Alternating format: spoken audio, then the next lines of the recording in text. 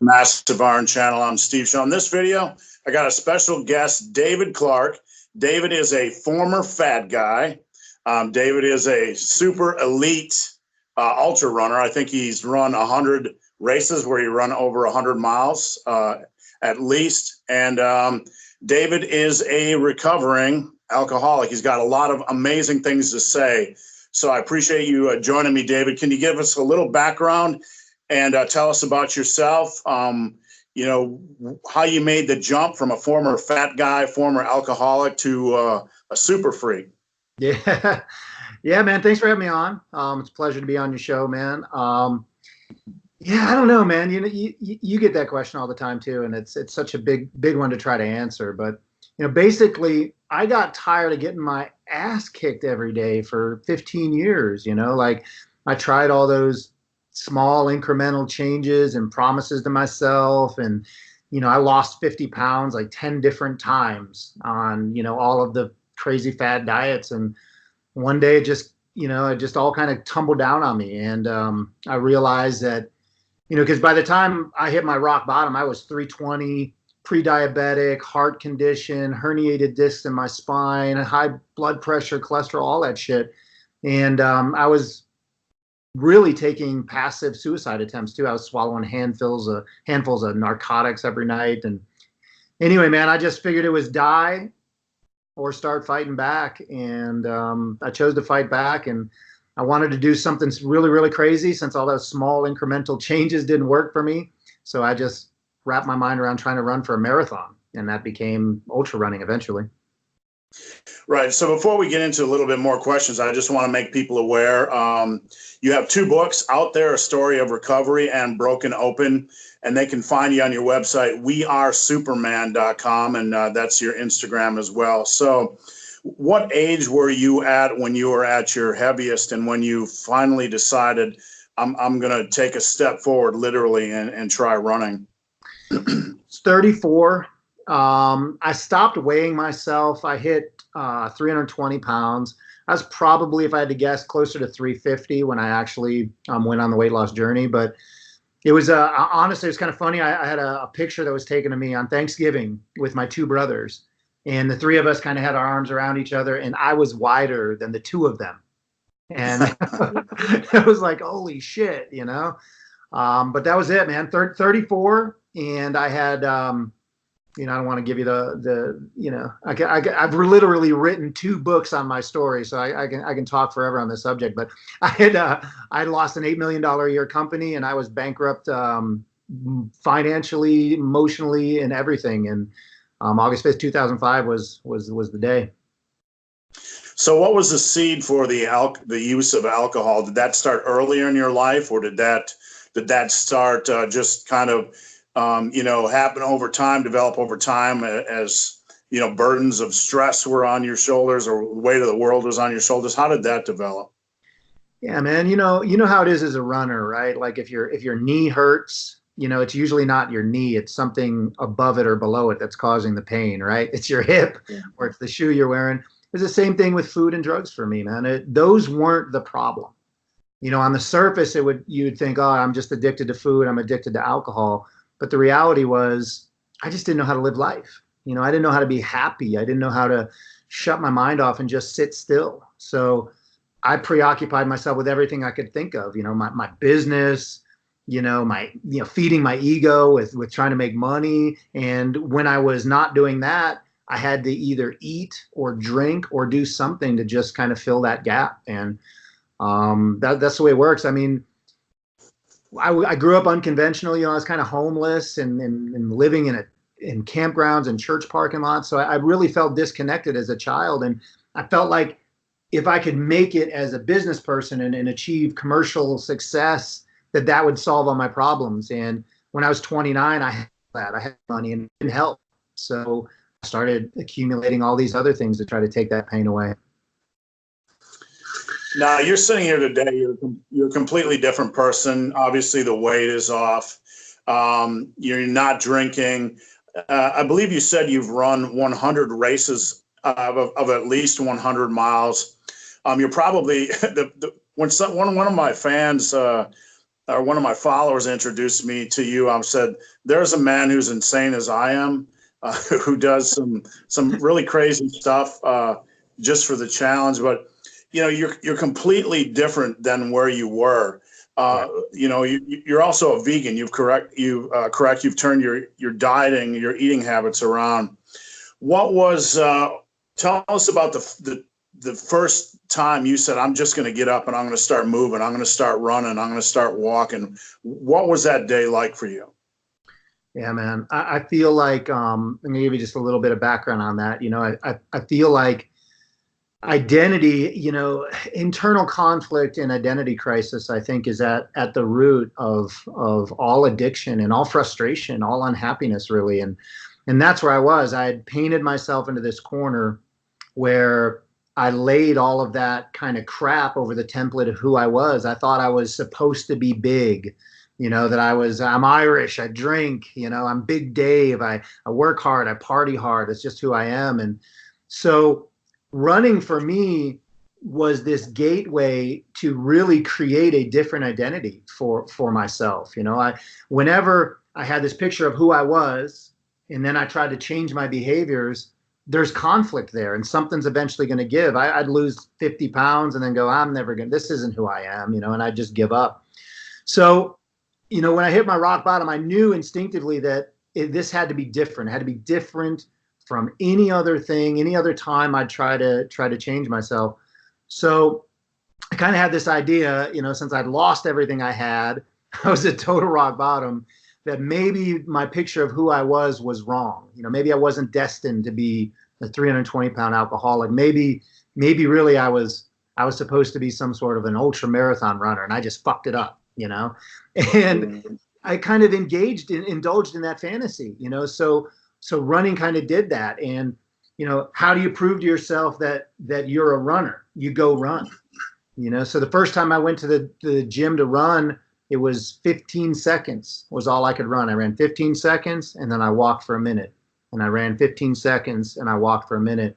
But it became this kind of affirmation or ritual, you know, that every day that I went to the gym, even if I was only running 15 seconds at a time, I was at least living the life of a runner. And as long as I kept going and kept doing it, I felt like I was getting farther and farther away from that old identity that was just weighing me down. Right. When you decided to enter your first longer distance race, was it the case of, were you prepared, or did you just throw yourself in the fire and say, fuck it? Yeah, I threw myself in the fire, you know. I didn't think I did, but I did. Like, so for the marathon itself, the marathon was really the marathon was my gateway drug, right? I trained for a marathon, though. I really gave myself to that process, and I was prepared for that first race. You know, I figured the old me would have been the kind of person who would have faked it, right? I would have found the marathon with the longest cutoff, and I would have walked it or done whatever I had to do just so I could put the medal around my neck and tell everyone I did a marathon. And in this new journey, it was really important for me that, you know, I didn't want to just do a marathon. I really wanted to become the kind of person who ran marathons.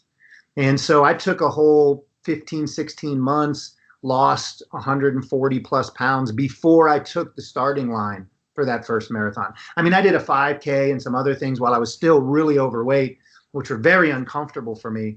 But for that first marathon, you know, I wanted to feel like I earned it, and I did. But you know how it goes as you continue on the journey. I think that the greatest thing about running, especially ultra running, is that you're building this relationship with yourself, right? I couldn't follow through on anything. I promised myself every day for 15 years that I was going to get better and I was going to quit drinking, and only to just throw it away.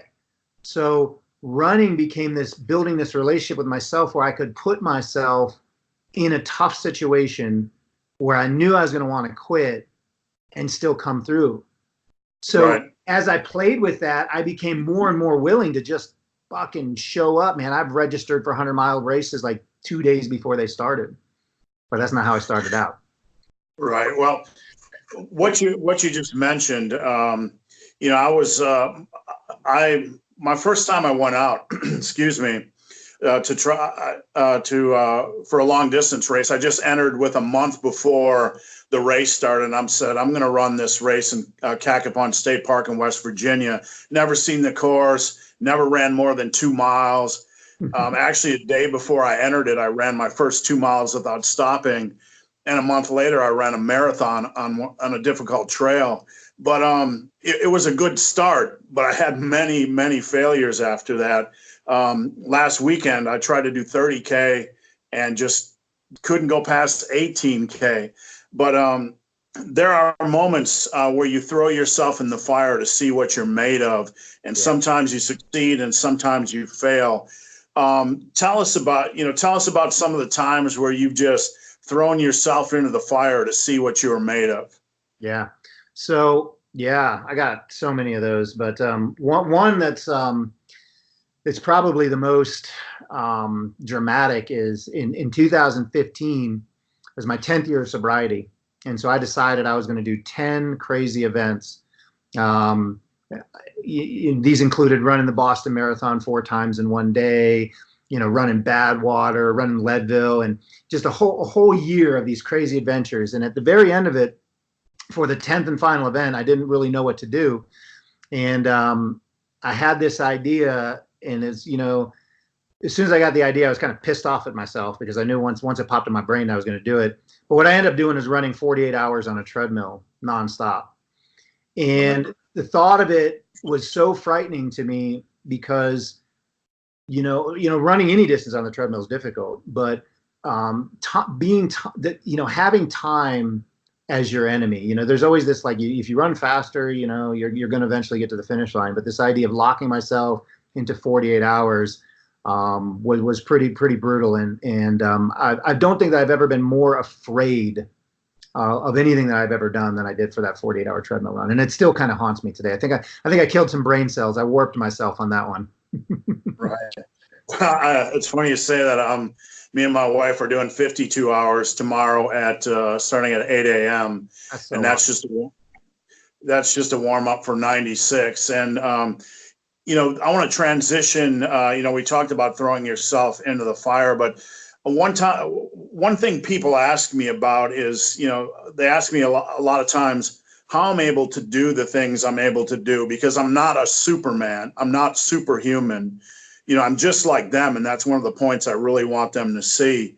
But one of the things I stress to them is sometimes you have to leave yourself no way out.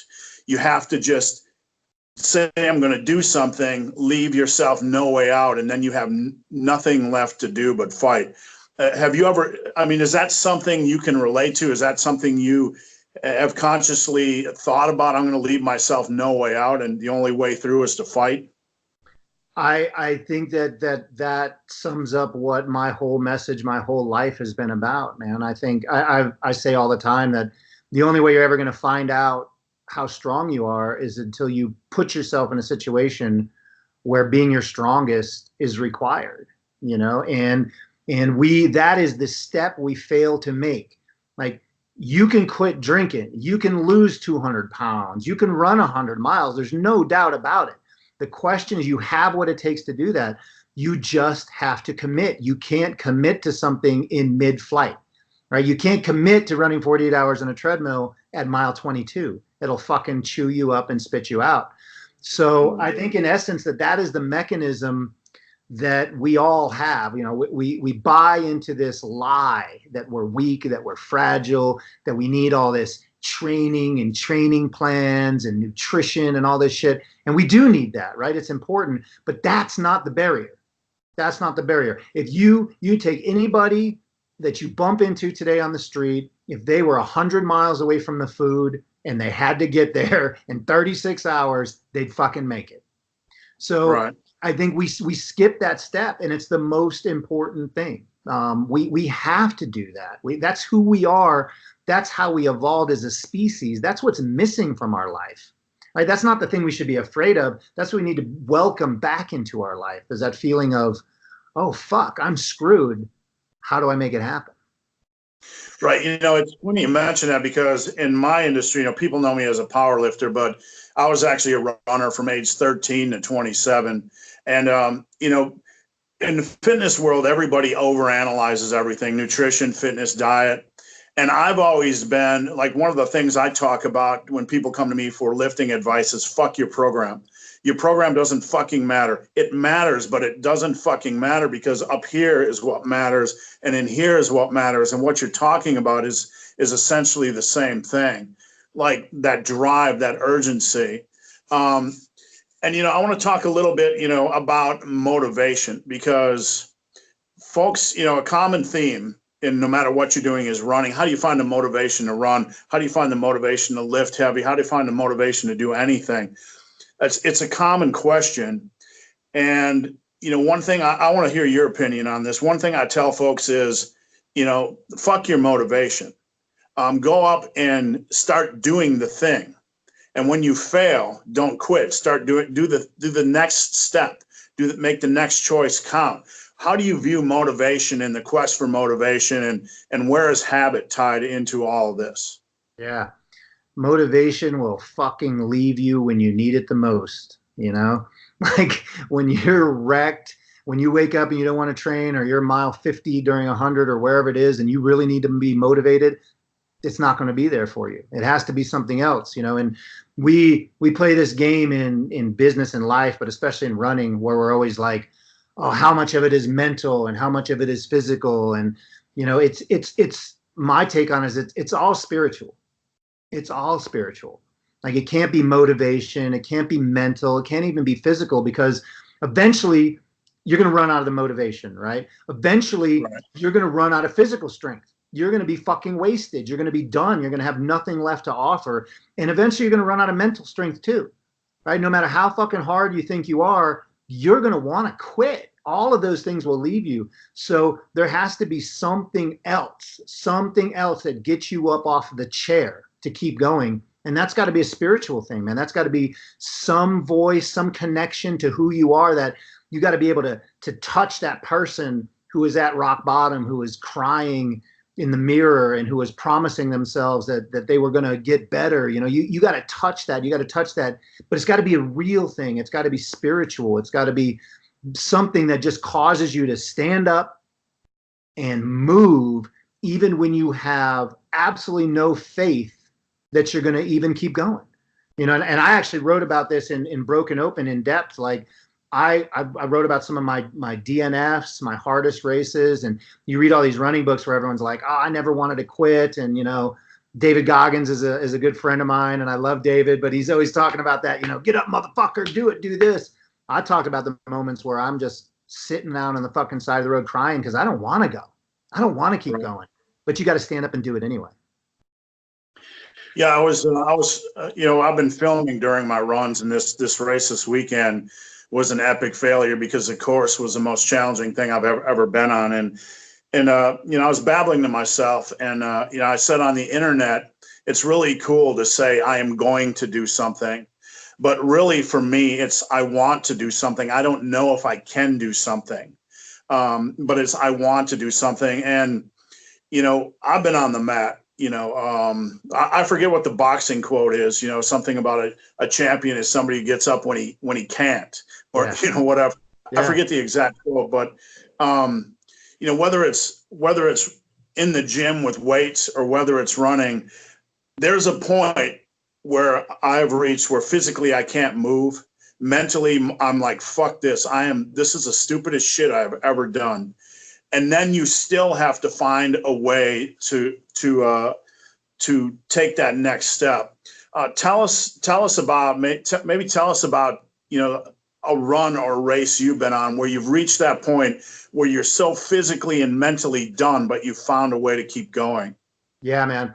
I love this. I love this topic. And I devoted a whole section in Broken Open to my 2015 Badwater race when, I lost 10 pounds within the first hour and a half of the race. I was falling down on the road and passing out unconscious. during the race, like early in the race, before I hit the first 17 miles of the race. And for those that don't know, Badwater is a 135-mile race across Death Valley in the summertime, like 120 degrees, and it finishes on top of a mountain. And I had trained for this race. I knew I was in shape to finish in the top 5. It was like a lifetime accomplishment for me. And instead, I found myself in this struggle just to keep moving early on in the race. And I describe this mechanism in my book as the switch, right? We all hit the end, right? We all run out of whatever it is that's fueling us, motivation, you want to do the race, you told your friends you were going to do it, whatever is motivating you, all run out of that. And here's the beautiful thing about it, though. There is an inexhaustible well of strength that's still there for us. But our body will not give it to us. It will not give it to us until we empty the tank that we are already on. If you got 1% left in that tank and you can barely stand up and keep moving, you're not going to get that second level. But if you step up and move in the face of that, something happens. You get an extra level of strength you didn't have. And actually, screw Badwater. Actually, I'm gonna take a step back and talk about Leadville real quick, because in Leadville, I ran Leadville right after the Badwater race, and I passed out on Hope Pass 3 times unconscious. The first 60 miles of the race, I never felt good. When I got to the 60-mile point, I was going to drop from the race, and I was like, hey, I just did Badwater 2 weeks ago. I can drop from this race. It's not a test of who I am, right? And this voice inside of me was like, that's not who I am, right? That's not who I'm not a person who quits. I'm going to stand up and I'm going to keep going, even though I know I have no hope of finishing. And what ended up happening is I ran the last 40 miles of Leadville that year faster than I have any other year.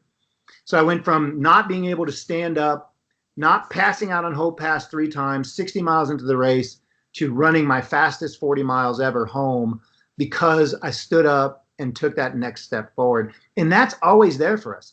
It's just, it takes this insane, this is what ultra running is. It takes this insane faith when every cell in your body and every thought in your head is telling you you're done. You don't have anything left to offer. And it's real. But if you keep going, if you have the guts to keep going, you will find strength you don't have. And at Leadville every year, I see people before the race every year, and they're like, I'm not going to quit no matter what. I don't know what's going to happen. I might not finish, but I'm not going to quit. Those are the people that drop. Those are the people that drop because they're not aware that they are going to hit that point where they want to quit. They're going to hit it. Right. Yeah, I mean, that is such an important point. I mean, no matter what you're doing in life, to pretend that you're never going to hit that wall, it doesn't help you. I mean, the one thing I've learned about, and maybe you could share some things, is like, so many things can go wrong and you never know what they're going to be. One time out of 20, I had quad cramps. My wife, out of nowhere at mile 20 once, just vomited, just got profusely sick, out of the blue. Blisters can, appear, you can twist an ankle on a rock. So many bad things can happen that you just can't possibly prepare for. All you can do is want it and know that's going to come. Tell us about some of the crazy things that have happened to you, on running. Like, when I tell people there's a certain point in a race where I stop maybe after 20 miles and I start to hallucinate and I see the sky just moving at me. You see some crazy things. I'm sure you've experienced some really insane things during these longer races.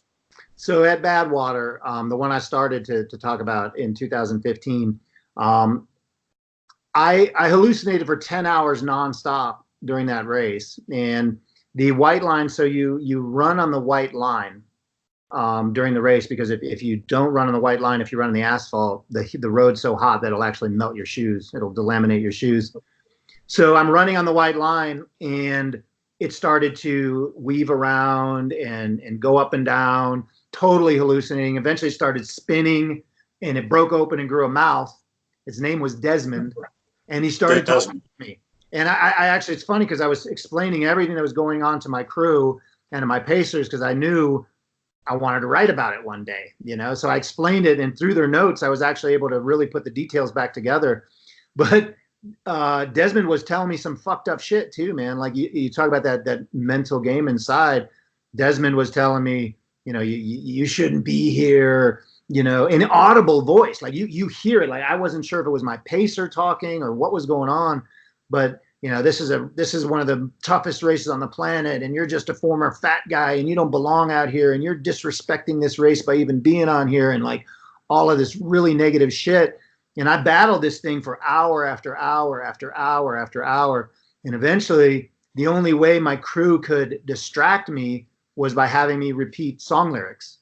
So we went 65, 70 miles of just talking song lyrics, just, you know, AC/DC, Back in Black, you know, Metallica albums, one after one. Because when I stopped, the hallucinations would take over, or I would actually fall asleep while running.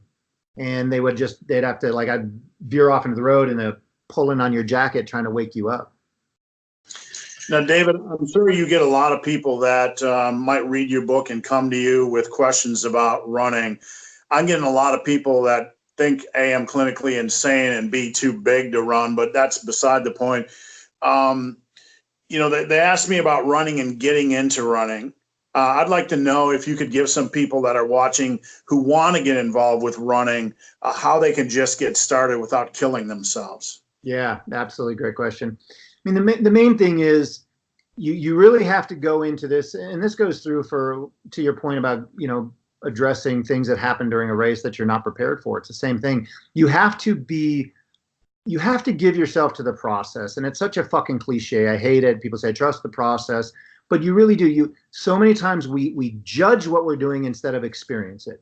So if you're going to start running, you have to make the conscious decision to experience running and not judge it. You know, don't go into it going, oh, I can only run a 12-minute mile. I can only run a 14-minute mile, or I can't even run more than 15 seconds. Whatever it is, you have to leave all of that, you know, bullshit behind you and just give yourself to it. And in doing that, give yourself permission to trust yourself to be able to do more than you think you can, but to not put your attachment onto it. You know, so keep it small. Go out, set a block of time. I'm going to go run for 20 minutes. And during that 20 minutes, maybe you'll only run 2 or 3 minutes of that, and you're going to be walking the rest. But just give yourself to that process, because those 15-second intervals that I started on, 15 seconds and then 1 minute, 15 seconds and 1 minute, eventually became 4 minutes of running, and then 20 minutes of running, and then a 5K, and then this amazing fucking thing that happens when we give ourselves to the process of something and we become present in it. It unfolds in a way that we can't imagine. You know, if I can be here and you can be here as former fat guys, you know, I've run some of the toughest races on the planet. You know, I have 2 best-selling books. I coach athletes. I was the same guy who was laying on his floor in tears because I couldn't get myself to follow through on anything. I'm not special. You're not special, right? Like, right. If we're not living proof that whoever's out there can do it, then I don't know what the fuck we are. So just give yourself to it, and then just let it go. Let it happen the way it's going to happen. If I would have started early on the days, like, here's what's going to happen. I'm going to do this, and I'm going to run a marathon, and then I'm going to run Badwater. It's too big. It's too big. You just got to go. Now, you know, I think I got one final question for you, David, you know, before we close. You know, we both of us were at a point where we were just overweight. Both of us were at a point where we were just pathetic. I mean, we were, you know, in our own little pathetic world. Here we are now. We both lost a ton of weight. I do coaching. You do coaching. You know, I became one of the strongest men in the world. Now I'm doing this thing. You're doing your thing. And like, we aren't special. But that's one of the things I really try to get people to see is like, man, you gotta set that old concept of you behind. Like, stop filtering your stuff. Stop believing you're a certain person. there's so much, everybody has so much incredible potential, and they don't have to be genetically superior. They don't have to be super smart. I'm just a dipshit who lives a dream, and it's just because of hard work and, relentlessness, but for the guy and the guy and the girl out there that are sitting there in that space where we were at, what can you tell them about their future and what their future could become? Yeah, man. Love it.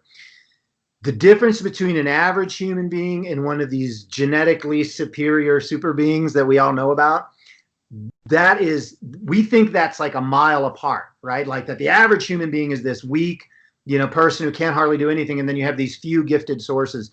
Yeah, there are gifted athletes, right? I've hung around those guys who, like, their first marathon, they've run 2:30 and they were setting records right out of the fucking gate. That's not my story.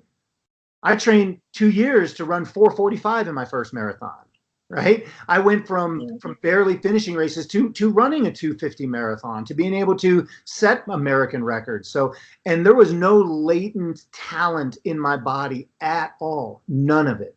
None of it. So if you're out there and you're that average human being, that is so fucking strong. Like that is not what you think it is. An average human being is capable of doing almost anything, right? Are you going to win a fucking gold medal? Probably not. But you're capable of running hundreds of miles, lifting hundreds of pounds, totally changing your life.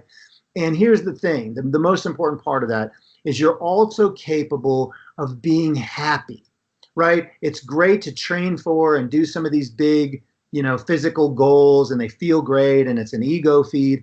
But you're also capable of changing how you look at the world, how you interact with people, what you think of people. There is nothing from my current life that resembles my old life. I didn't know how to be happy. I was a miserable son of a bitch. And I wanted you to be miserable too, so that I could feel better. And you don't get stuck in that either. There's not a single paradigm that you can't break. What you experience, if you're an angry person, a frustrated person, or whatever it is, those are just preconditioned responses that we've learned. All of it is fair game. A human being is nothing but potential to become whatever they want.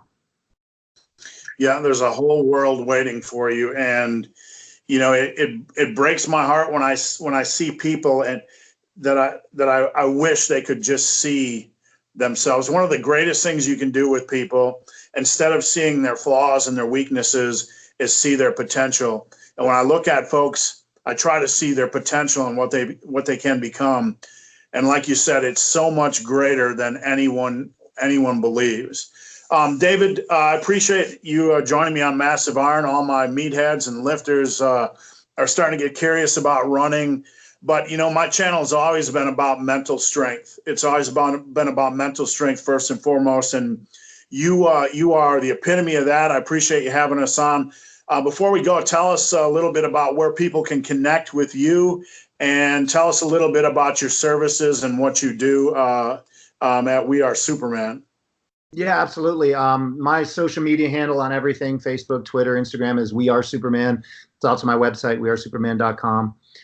Really what I like to do is I work with people who are trying to do the total package of change, right? Like you. I do group training. I'm not interested in someone who wants to run a marathon so they can put a medal around their neck. That there's nothing wrong with that, but it's not what I'm into. I do complete and total destruction of identity and rebuild. That's the only thing I'm interested. So if you are interested in that, I have some programs that are on there. You can go to We Are Superman and check out the different things we have. But really, it's just about, it's about spreading the message, man. It's really is this. I do this for me. I like to say, it's great to feel like you must get this a lot too. People say, it must feel great that you've helped so many people. The reality is I haven't helped anybody. I'm not capable of helping anybody. It's not what I can do. What I do is stand in the light, be an example, and then share how I did it. And if that happens to land on the right person, then that's good. But this is the process that I do to keep myself growing and to keep myself moving forward. All right, David, I appreciate you having on. I appreciate you joining me on Massive Iron. Take care, and hopefully we can talk again. That sounds great, brother. Appreciate it, man. All right, thank you. Have a good day.